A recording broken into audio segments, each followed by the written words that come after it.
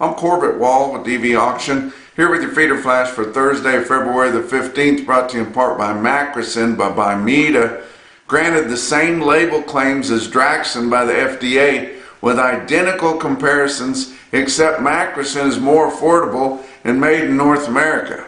For more information, go to macrocin.com. Grass fever in February. And I'm not talking about any kind of a disease the cattle have. I'm talking about the buyers, and they're going crazy trying to put together their grass cattle. It's not really early for that. They've actually been putting grass cattle together all year, all calendar year here, but they're just getting so short in numbers, and guys are going crazy over them. I'm going to give you some evidence of that here in a minute, but you know, the board was down pretty good on Wednesday. You know, it's going to go up and it's going to go down. I don't know why everybody got so nervous that it went down on Wednesday, and it was more down than what it closed, especially on feeder cattle there. But you know, they sold fat cattle $2 lower on Wednesday after gaining $3 last week. Gave 2 of it back already. I think a lot of that probably has to do with the tag that's on the cattle. But down here in Texas, there's not a lot of tag on there. We hadn't had enough moisture to wad a shotgun. Down here in the Texas Panhandle, I go into the Oklahoma Panhandle they have, and up in Kansas, of course. And then, of course, in the Northern Plains and Midwest, they've had a lot. But, you know, somebody pulls the plug at 180, and then all the dominoes have to fall. And just kind of hate to see that whenever you struggle and fight so hard to get some ground made up and then give it back that quickly. And we also saw some feeder cattle auctions, the ones that are kind of slaves to your big corporates. They were down fairly significantly, and that was all just due to the board. I mean, the board's going to go up and the board's going to go down. We're gaining. We're still gaining all the time. But you can't, you know, get too upset when the board is down, you know, a little over $1. Whenever it's been gaining as much as it has lately, it's going to go up and back and forth. And all your ag commodities were lower on Wednesday, and I think it had a lot to do with the stock market plunging earlier in the week there. But let's get back to the grass fever they're talking about. You know, we've been seeing big runs in your sale barns. Remember, we didn't sell any cattle hardly at all in January, and we've been seeing big runs this month so far, and record runs in some places. But and we're going to see receipts in your sale barns staying fairly well up there, because this market has been gaining so much ground that if a fellow bought some cattle early and he thought about turning them out on grass later, and he's just been kind of keeping them up around home on hay or something, and he looks up and sees how much he might be making, he's probably going to sell those cattle. So we're just going to sell those cattle more times, which there's nothing wrong with that. That's great, but it's going to appear like we are not as tight on numbers as we are, because we keep seeing these numbers in the sale barns, but people are just selling them to each other, guys. And that's going to continue, but we're going to do that until we turn cattle out on the big grazing areas. So when we get to April and people are turning out on your Flint Hills, and they're not going to gather those cattle back up and resell them. They're going to graze them out. They're going to finish that period out. It's only 90 days, but they're going to gain a lot of weight in that 90 days. But we'll see it turn off like a spigot at that point. But how crazy are they getting? Of course, we know how impressive the prices have been all over, especially, you know, out west. They've had so much moisture out there in the haze for nothing, and we've seen big prices out there. Of course, we've seen your big prices on calves and yearlings both in the plains and the Midwest, and we don't get as much information out of the southeast as I would like to have. I try to give you fairly regular updates about what you can get some cattle put together by shippers from Ellis and Carter there in Central Texas. But in the southeast, don't get that much. But I tell you what, on Wednesday, my friend Eric Weaver, that owns the sale barns in Meridian, Mississippi and Lucedale, Mississippi, he was giving me some updates, and they impressed me very much. So on Wednesday at Gulf Regional Livestock in Lucedale, Mississippi, that's South Mississippi, they had 1,000 head of cattle. You don't see runs like that in those little small sale barns down in the southeast, especially in Mississippi, where the numbers are way down there like they are everywhere else. But Eric Weaver owns and runs that sale barn along with his partner Molly Herring. Both of those guys are great guys. And they just had a whale of a sale there on Wednesday. And the lion's share of your business done by your shippers in the southeast is done on Mondays and Tuesdays. By Wednesday, they're already kind of wrapping things up. So those order buyers in there that are shipping the cattle back west, they were scrambling to get their orders put together and getting very aggressive. So he sold, and these would be steers and bulls, crossbreds, and they'd be singles and small groups. I mean, like 2 or 3 head at a time. We don't get the big load lot runs there like we do other places. Now, once in a while, I know Eric sells his personal cattle in load lots through the sale barn there, but they sold little steers and bulls weighing 350 as high as 420 through the ring there at Gulf Regional Livestock in Lucedale, Mississippi. And then they just kept getting higher. Oh, here's another one, got this higher. He sold a small group of male cattle there, and they would have some cross to them, weighing 500 pounds smooth at 362.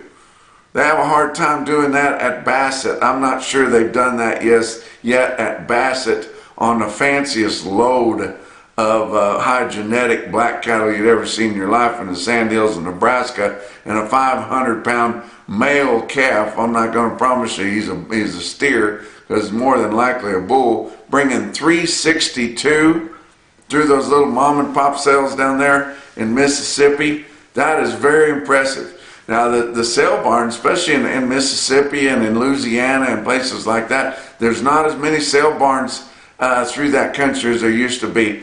In fact, the buying stations are getting more plentiful and probably more popular than sale barns. And then there's a lot of reputable buying stations through the South there, and it's usually from shippers there, and they'll give you their full order on cattle, and they're honest and fair about the way they do it. But they're not going to get competitive, and you're not going to see prices like that through a buying station. You may not have to pay, for commission, and it might be handy there. But, guys, if you don't participate in price discovery, who is? That's the way that the fat cattle market is. We don't hardly see enough participation in price discovery, and so we struggle with that market all the time. But when you get aggressive buyers in there on tight numbers, you can see amazing things happen in an auction. There's always, I guarantee you, I don't care what you're selling, if you're selling teacups or load lots of cattle, there's always going to be bargains, and there's always going to be something that's way too high at an auction. Happens every time I've ever been to one, guys. But you've got to participate in price discovery if you want to get it.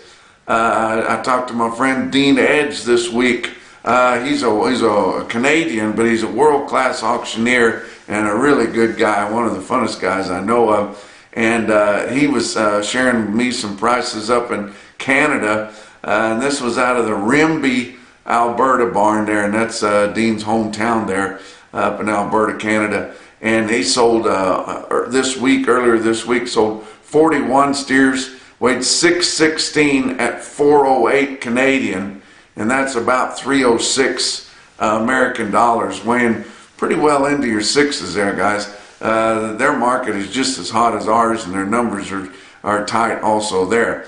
I want to talk a little bit, and it's totally off subject, but Kansas City got a black eye on Wednesday. Everybody was so excited about the Chiefs winning the Super Bowl, and they had one of the biggest Super Bowl parades they'd had anywhere, and some crazy nut or several crazy nuts ruined the whole deal by firing off guns there in the crowd. and they know of one person that was killed in it and several people that was injured. But a lot of my friends around Kansas City were just really down about that because they feel like it's giving them a bad eye and giving the Chiefs a bad eye, and and it's kind of it's just pitiful that some idiot and you can say they're crazy. I don't care how crazy they are. The only way you're going to stop that is public execution.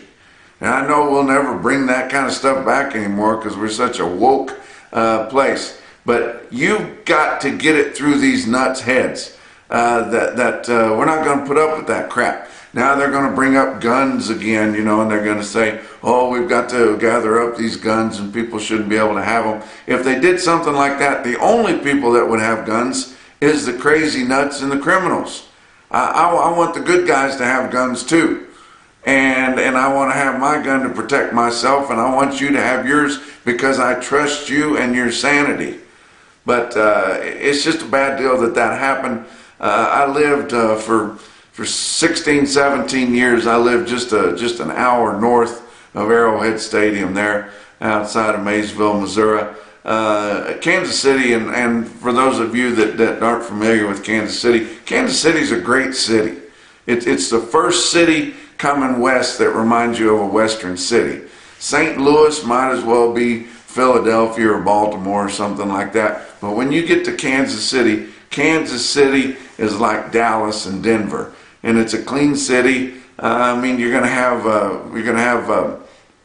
crime in a big city like that, but likely whoever did this, and they haven't said yet, probably traveled in there from somewhere else. But let's don't look down on Kansas City. They sure didn't want anything like this to happen, and that is not the MO of Kansas City, Missouri, to be like that. It's an old cow town, and it still kind of has some of its roots. Let's talk about your board for Wednesday. February live cattle futures were down $1.35. That's not the end of the world. 182.40. That is still a big premium to what cash prices were on the start of the trade that happened on Wednesday. So here we are, middle of the month in February. We're in the contract month. That thing is matured almost completely, and people selling $2.50 under that. And kind of gotten fearful of that board. That's not a limit drop, guys, just a little over $1 lower. But April live cattle down $1.10 at 184. Your back months down 142 to down 197. March feeder cattle down 177. They were down a lot more than that earlier in the session, but didn't close that much lower at 246.22. April was down 215 at 249.60. Your back months were down 250 to 262. It's going to happen. March corn down 6.5 cents a bushel at 424.25. March beans down 15 3/4 cents a bushel at 1170.5. March Kansas City hard red winter wheat down 6 3/4 cents at 587 3/4. Your fat cattle trade, and didn't get a chance to really visit with anybody. I was traveling all day on Wednesday, trying to get back from that never-ending trip that I was on that started out in Florida and then went to Nebraska and then South Dakota, and I was traveling back to central Nebraska to fly home, and I'm glad to be in the friendly confines here for just a moment to dump some empty clothes out of my bags and put some clean ones back in and head to San Antonio for the pig show. But I woke up in Fort Pierre on Wednesday morning. They weren't calling for much snow at all. They said there was a possibility there might be a trace. There was some pretty significant snow in central South Dakota on Wednesday morning, and it took me a long while to drive out of it, and then I had to really ramp it up to get down to Grand Island in time to catch my plane. But it just made me a little more stressful than what I normally am, and that was a pretty decent kind of a snow they had there around Fort Pierre.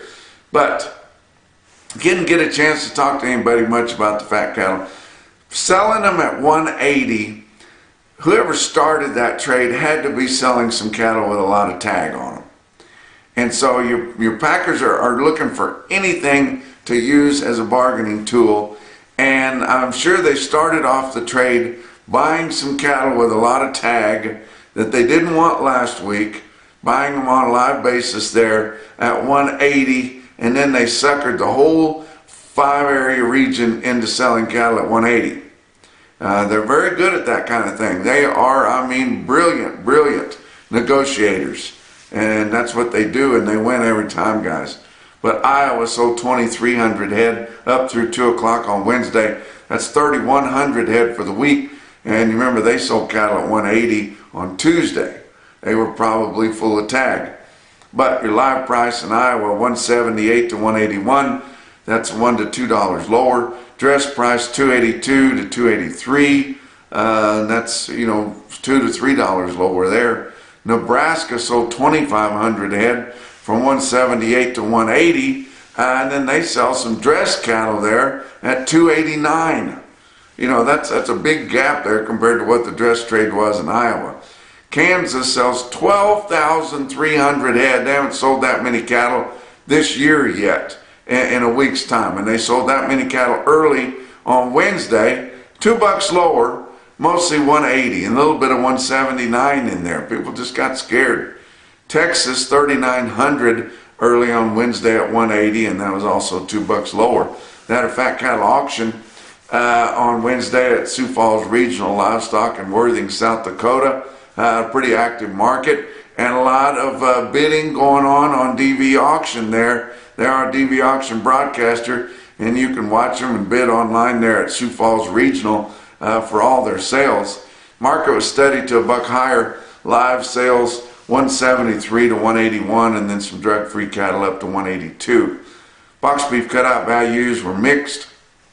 Choice cuts were up $1.73 on Wednesday afternoon at $2.94. Selects down $1.28 at $2.84.02. Your slaughter is kind of disappointing and getting worse as we go through the week, but through the first 3 days of the week, 363,000 harvested. That's 13,000 less than a fairly aggressive week last week, 9,000 less than the same week a year ago.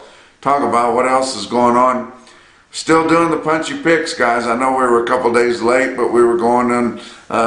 We were dealing with the Orlando thing and all the fight back or pushback we got from being against the EID thing and all that. So, but we should land somewhere close to the last day of the month, awarding this month's punchy pick of the month.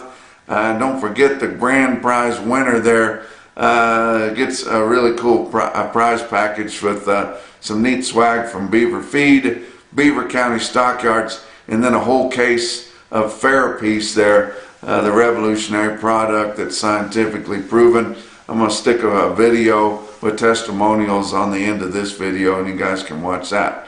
Let's talk about your feeder cattle market. Your real-time index on DVAuction late in the day on Wednesday sitting at 244.39, down 41 cents. So it's been gaining all along, and then the board kind of messed things up on Wednesday, and your RTI down 41 up through Wednesday's trade. Latest CME cash feeder cattle index 246.87, but it will be backing up some when it comes out again. Don't forget, we got sales on DVAuction, elite livestock sales. I think that's 3 o'clock Central. They're going to be selling 17 loads, southeastern, mostly yearlings there. And so don't forget that elite livestock sales on DVAuction. And then Mitchell Livestock Marketing in Mitchell, South Dakota, which you can also view on DVAuction, is having their Hereford Influence special. And that's a cool sale there. And they've got, I think, about 4,000 head, and they'll be mostly Herefords there, or Hereford Cross. Let's talk about your big sales on Wednesday. OKC West, El Reno, Oklahoma, another DVAuction broadcaster. 7,100 head for the 2-day sale there. Calves on Tuesday, feeders on Wednesday, and the market just followed the board there. Feeder steers are $3 to $6 lower. Feeder heifers are $2 to $5 lower, but they had a whale of a sale last week. But calves just the day prior were $3 to $6 higher. Winter Livestock in Dodge City, Kansas. They had a big sale with some pretty attractive offerings there. 5,200 head in Dodge City. That's a good run. $4 to $8 higher on the more attractive and bigger offering than they had last week. I did notice that they called slaughter cows $8 to $9 higher, with a slaughter cow bringing up to 131. Now, these cows it's getting hard for these cow packers to find them, and then these cows are just going to keep getting higher, guys.